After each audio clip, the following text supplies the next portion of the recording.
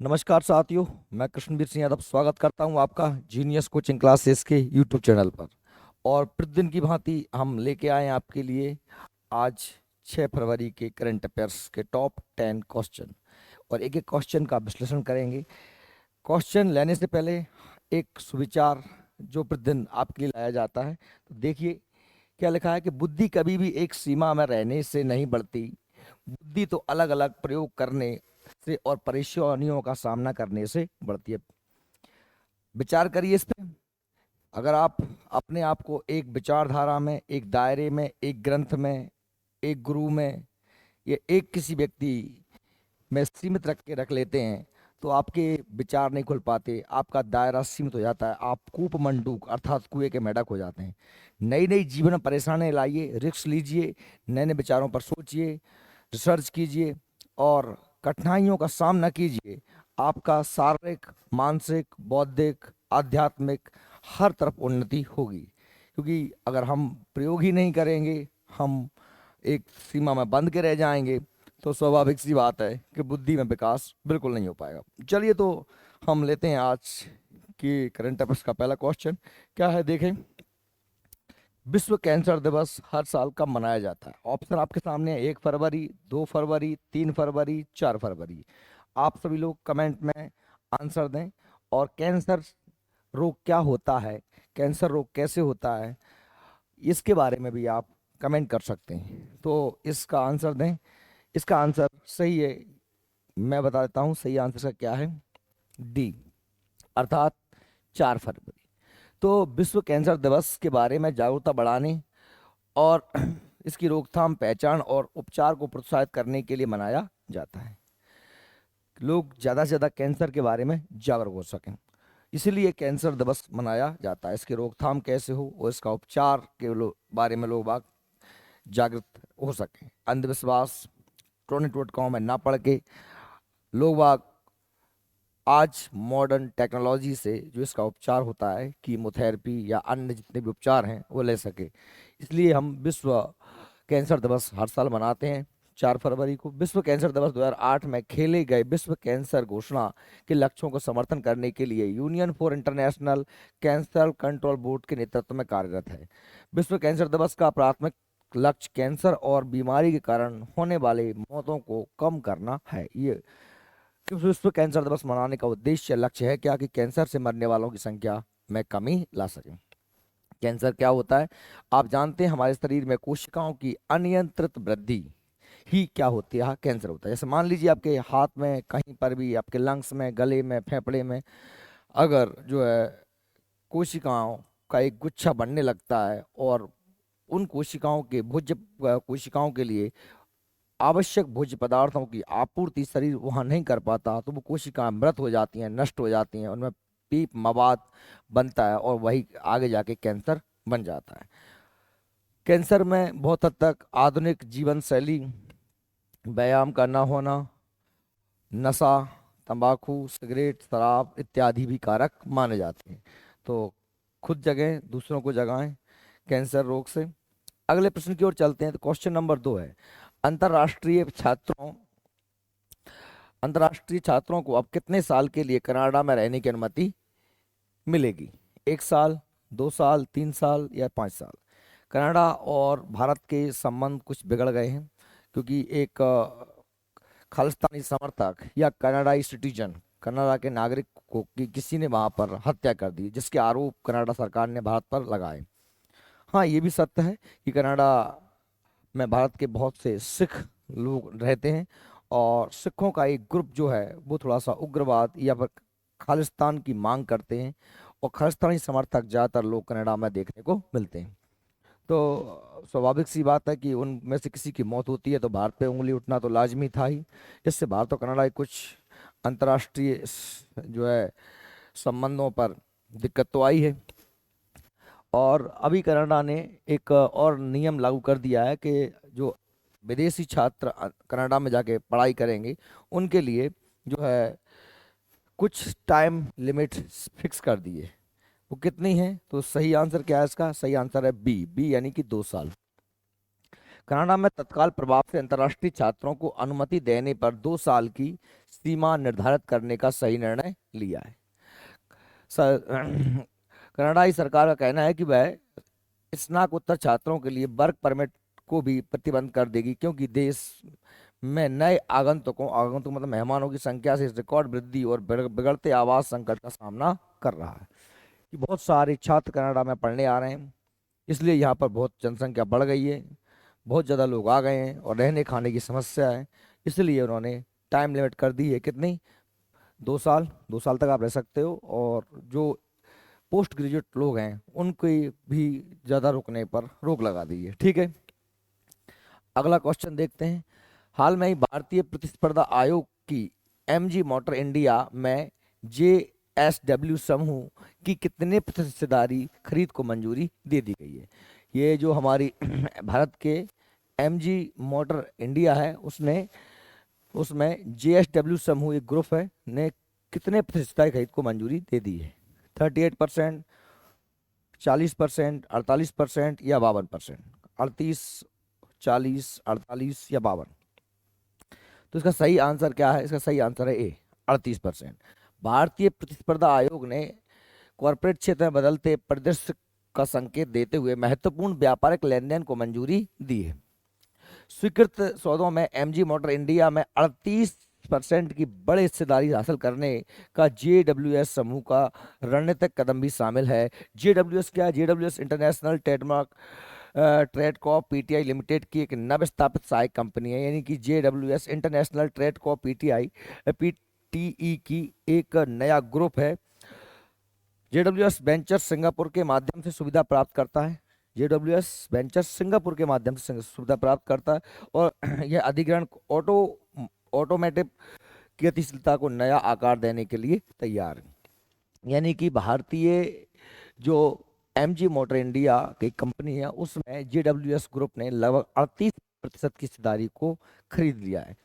ठीक है, question number 4। हाल में ही आईसीसी अवार्ड 2023 में किस खिलाड़ी को आईसीसी पुरुष वनडे टीम का कैप्टन ऑफ द ईयर चुना गया है? यानी कप्तान ऑफ द ईयर किस खिलाड़ी को आईसीसी अवार्ड 2023 में कप्तान of the year, one day team का कप्तान ऑफ द ईयर का अवार्ड दिया गया है?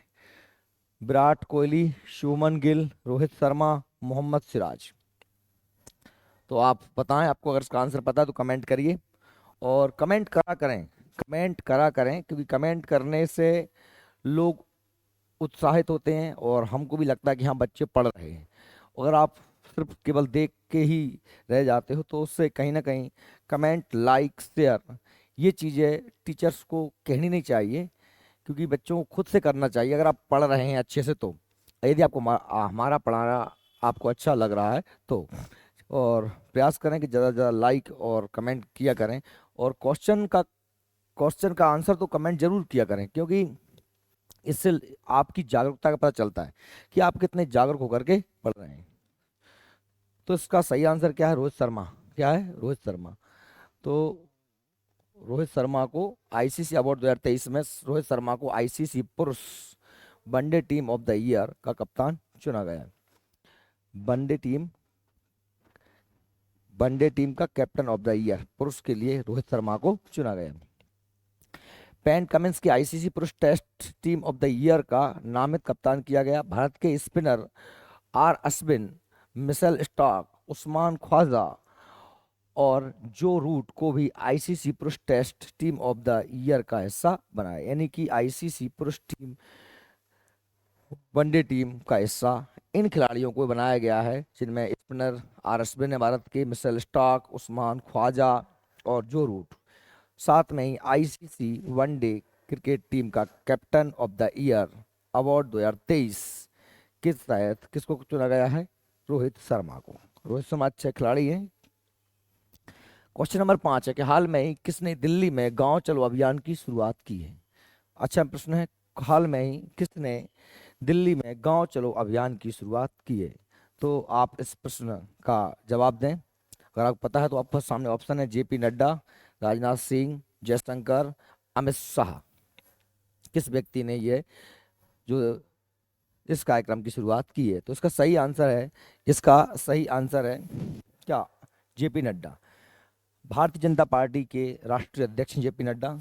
जेपी नड्डा ने भाजपा देश के ग्रामीण इलाकों में रहने वाले लोगों से संपर्क साधने के लिए 4 से 11 फरवरी तक देश भर में मेगा गांव चलो अभियान चला रही है। भाजपा राष्ट्रीय अध्यक्छ जेपी नड्डा ने पार्टी मुख्यालय में गांव चलो अभियान की कार्यशाला को लॉन्च किया। भाजपा संगठन के लिहाज से देश भर में बनाए गए लगभग 998 संगठन जिलों के और लगभग 16,188 मंडलों में गांव चलो अभियान के लिए प्रशिक्षण शिविर का आयोजन करेगी।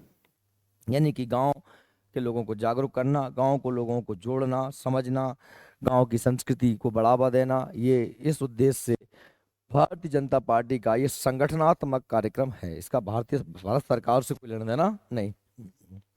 चलिए, क्वेश्चन नंबर अगला है, हाल में ही फरवरी में किस राज्य में गृह ज्योति योजना का अनावरण किया गया है?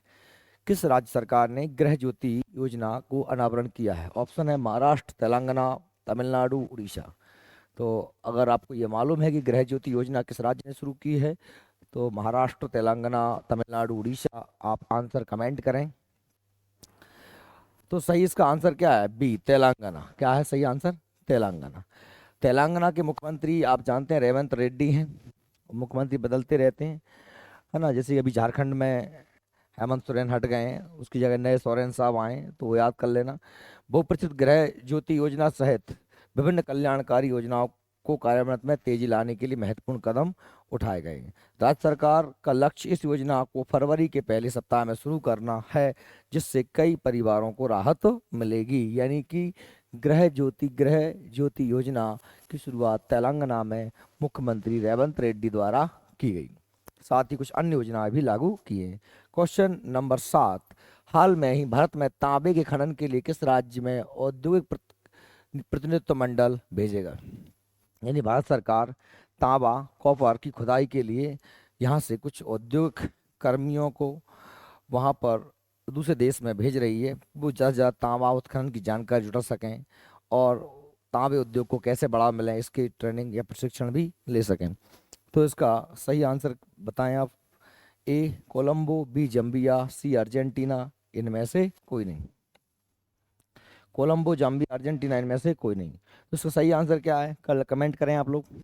इसका सही आंसर है बी, जाम्बिया। सही आंसर क्या है? जाम्बिया। देखिए, हाल में ही खान मंत्रालय तांबा खनन परियोजनाओं का पता लगाने के लिए जाम्बिया में वेदांता जो एक कंपनी है, हिंदुस्तान जिंक कंपनी, ओला इलेक्ट्रिक एवं लोहम की जैसे प्रमुख खिलाड़ियों या उद्योगपतियों या उद्योग कर्मियों को एक भारतीय उद्योग प्रतिनिधि मंडल भेजने का प्रस्ताव रखा है। ये लोग वहां पर जाएंगे, तांबे के उत्खनन, तांबे की खुदाई, उसका कारखाने आदि का प्रशिक्षण लेंगे और तांबे से ज़्यादा हम किस तरीके से लाभ प्राप्त कर सकते हैं तांबा खनन से, उसके बारे में जानकारी लेंगे। चलिए अगला प्रश्न, क्वेश्चन नंबर 8 है, हाल में ही रायजा ढिल्लो और गुरजेत सिंह खंगूरा, ये दो खिलाड़ी हैं, एक का नाम है रायजा ढिल्लो और दूसरे हैं गुरजोत सिंह खुंगरा, की जोड़ी ने एशिया ओलंपिक